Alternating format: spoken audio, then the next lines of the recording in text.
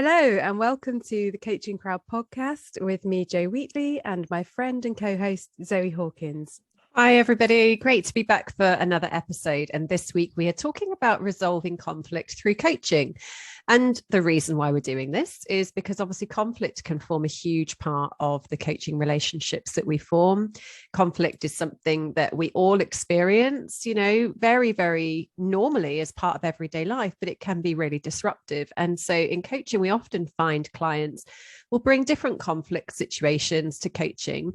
And helping them to resolve that, move through that is a big part of the work that we do as coaches. So that's what we're going to talk about today.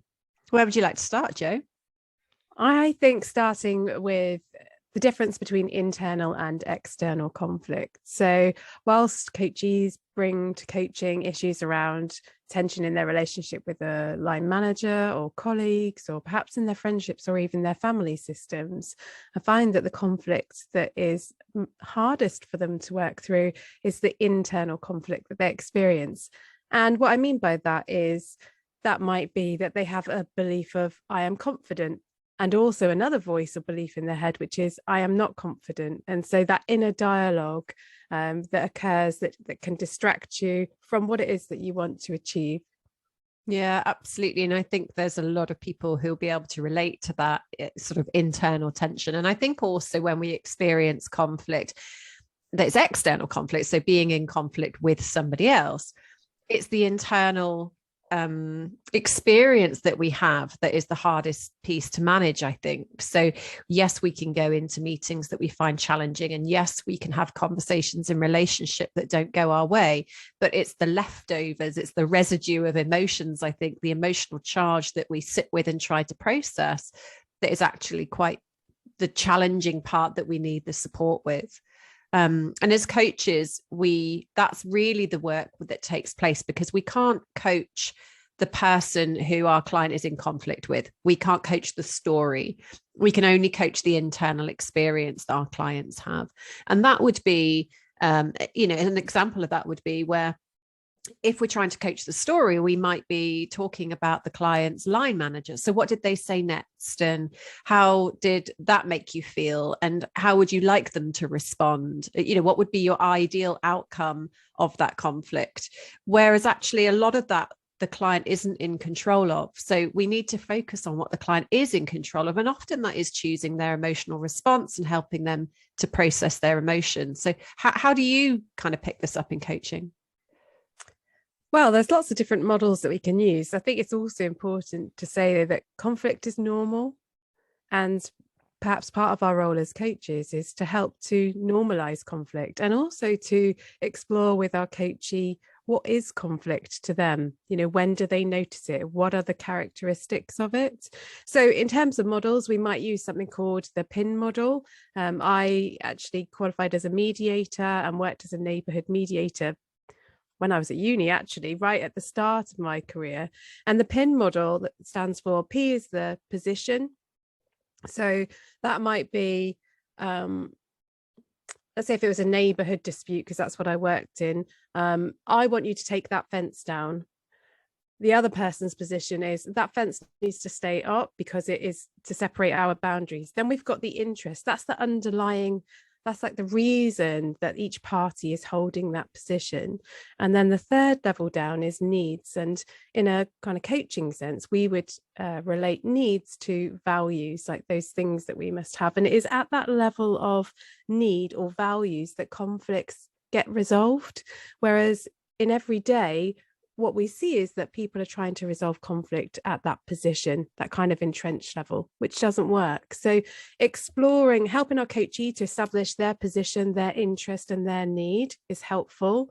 And also helping them to get the perspective on what the position, interest and need might be of the other person, and where the opportunities are that for dialogue around the needs that they have.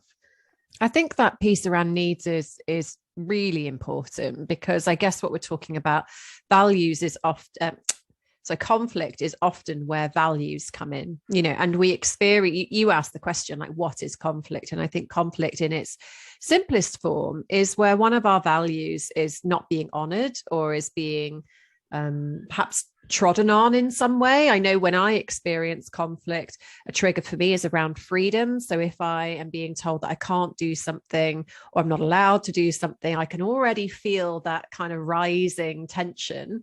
And, in conflict with other people, it would probably be around feeling not heard or misunderstood in some way. And those needs are about respect, so one of my core values is respect. So if I feel that the other person isn't honoring that value, I can feel that tension. And I think having a really good understanding of our values helps us to understand the emotional charges that come with it, so it doesn't take us by surprise. And I think when we have more awareness, we have more choice. And when we have more choice, obviously we feel freer to be able to take different actions. And that in itself can free up a lot of space to be able to move through the conflict. Yeah, and it's having the awareness, and then the next step is about being able to articulate what our needs are. And I think, that's something that people can find quite difficult. So practicing that even in a coaching conversation can be quite liberating, just actually getting the words out. We have feelings, but sometimes there's a disconnect between being able to translate that. And sometimes I think as coaches, part of our roles is as translators with our coachees. It reminds me a little bit about role play, actually, in coaching, when you're talking about being able to kind of speak those needs out. And I think it's something that I took a long time to come to as a coach, this concept of role play, because as soon as you say role play, I just want to cringe inside. And part of me just wants to die a little bit because it's just not my natural place.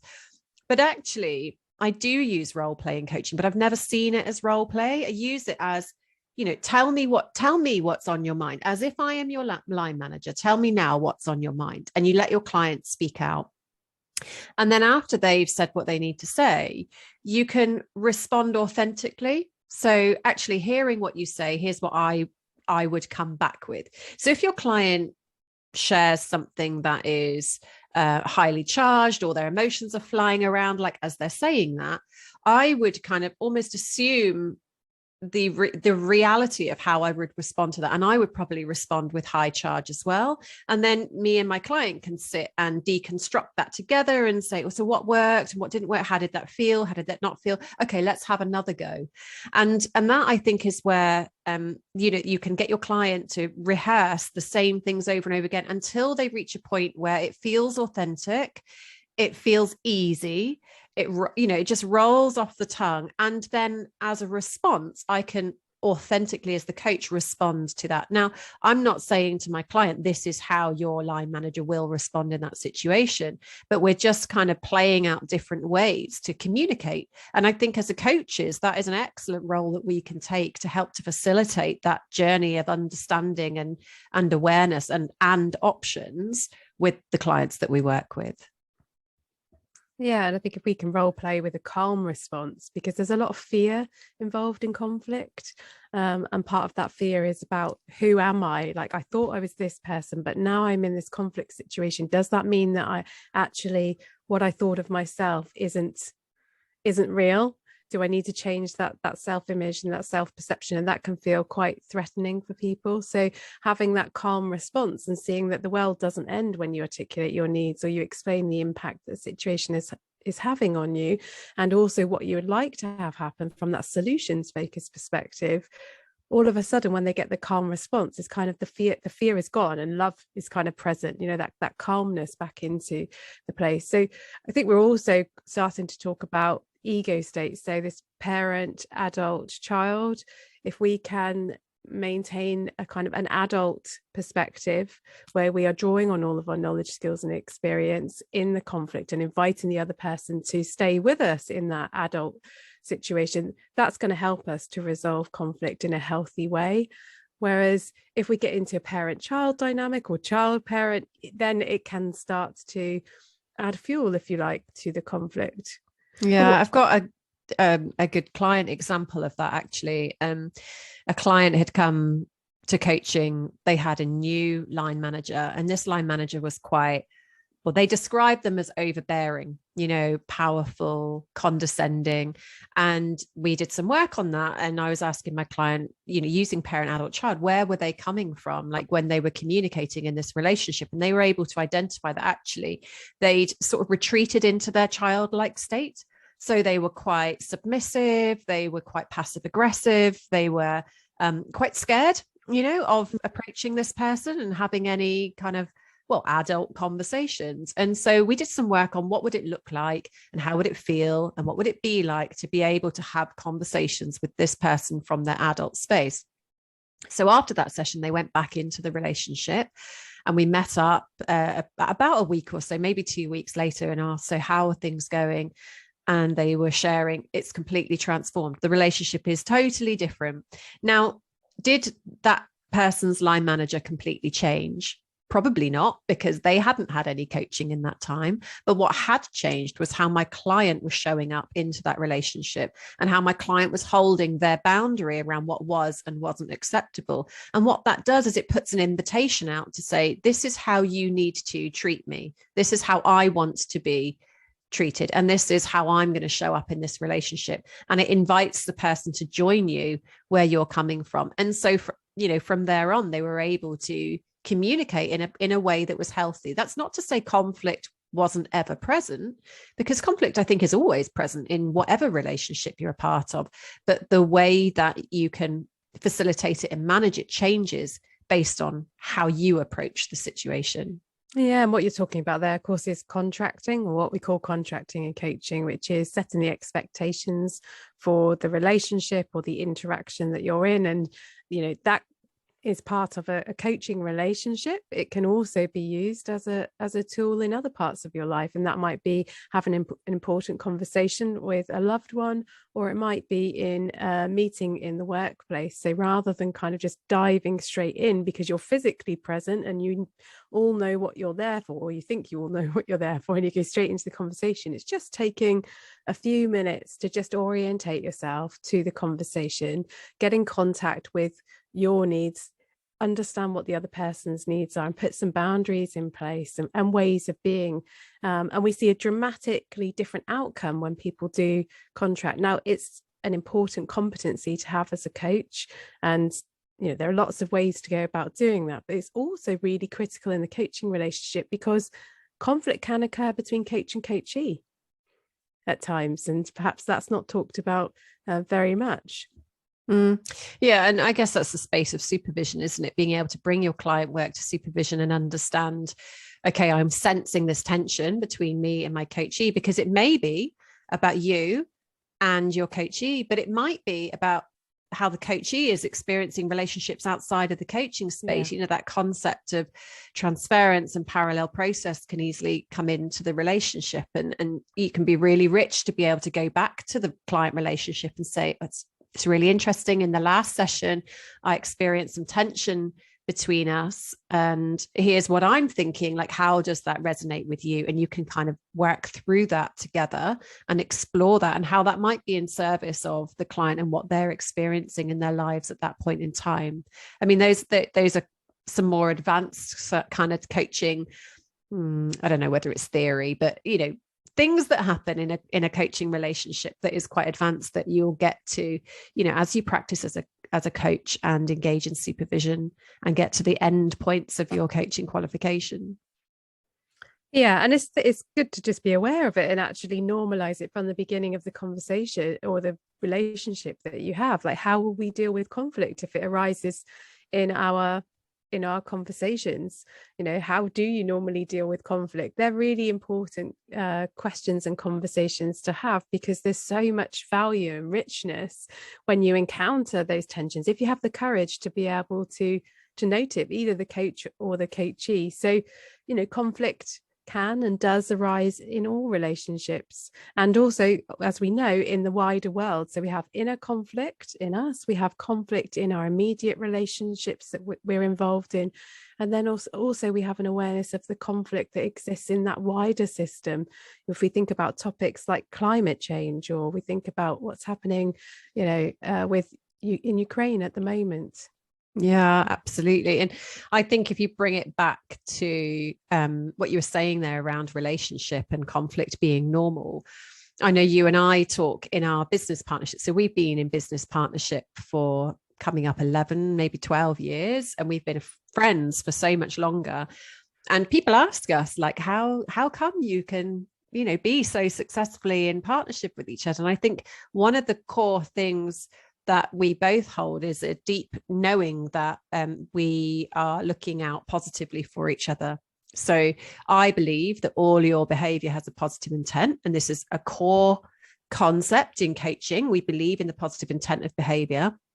And I know you believe the same for me. So if I turn up to a meeting and I'm rushing, or I'm short tempered, or I'm impatient, or, not bringing out the best of myself, that it's not because I'm irritated at you or annoyed at you or the work. It's because there is stress going on in me and I'm processing. And the same, if you're showing up in that way. And I think what tends to happen in the majority of relationships when you see those behaviors is you interpret that as that must mean something about me, or there's a meaning that we attach to the other person's behavior that can trigger something within us. And, we are now very highly skilled at sitting in that creative tension, believing in the positive intent of each other, and also trusting that if you have a different opinion to me and we're working on an idea, that the shared result that we will get will be better than the individual input we're experiencing at that time. And we prove that time and time again. And I think sometimes, like, being able to see beyond behavior, which is something we can help our clients do in coaching, can almost remove that personal interpretation. So you can start to see things from different perspectives and get more clarity around what behaviors may or may not mean. Because half the time behaviors, they're just behaviors. They don't actually mean anything. Yeah. And I think what we also do is we see, tension as information in our system. So, that it isn't even necessarily about you, or me, but it's just showing up. And what is that information here to tell us? Maybe it's that we've been working too intensely and we need to take our foot off the gas, or, and even if the outcome from our combination, maybe isn't better than each individual, maybe each individual one in its own right, like, would be equally as valuable, but we see the bigger picture. So we're focusing on the relationship and that longer term perspective rather than, an individual need in the moment. And actually, it's exciting, and it's quite liberating when you're able to kind of just release that, any tension that you might have, and just be curious about it, which we all know is the fundamentals, really, in coaching overall. But it also gives us examples and the ability to be able to empathize with our clients. So, being able to make full contact and acknowledge the conflict that exists in you and in your own relationships will help you as a coach in your relationships with others. So not necessarily bringing it in, but being able to draw from that experience, or just kind of sit in the emotions that your client is sharing with you. Yeah, absolutely. So what else do we need to say about conflict? I think at the source, as a coach, what we are there to do with our clients is to help them to understand why they might be in conflict in the first place, how the conflict is having an impact on them, and to help them to move through to choice around what do you want to do with this conflict. And that might be ending the conflict.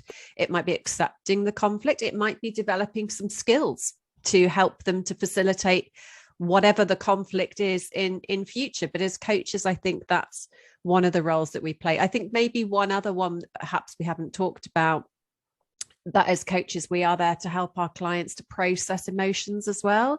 So in conflict, our emotions can often get stuck, and that is what then perpetuates the conflict even more. And I think in coaching, being able to help people just to articulate again, so what are the emotions you're experiencing? Yes, okay, so there might be some anger and there might be some frustration, but beyond that, what more is there that's there? Maybe there's infuriation, maybe there's guilt, maybe there's shame. There's maybe some hidden emotions beneath those surface emotions. And as coaches, we can invite clients to have a space where they can share everything that is there, and then start to understand, okay, so if I am experiencing any guilt or any shame, what does that guilt or shame need to be able to move through and pass on? Because emotions don't belong in being stuck. They are there to flow through us and for us to be able to learn from them. So just as you said earlier around conflict and tension is information, so are emotions. And so we can use that to help inform ourselves around what do we need to be able to move through this conflict. Yeah, and perhaps a little exercise people could do would be writing a letter to conflict, writing about your relationship with it in the past, the present, and what you want your relationship with it to be in the future. So I hope the episode today has given you food for thought wherever you are listening to us. Please like and subscribe and review the podcast if you've enjoyed it. And we look forward to you joining us next week.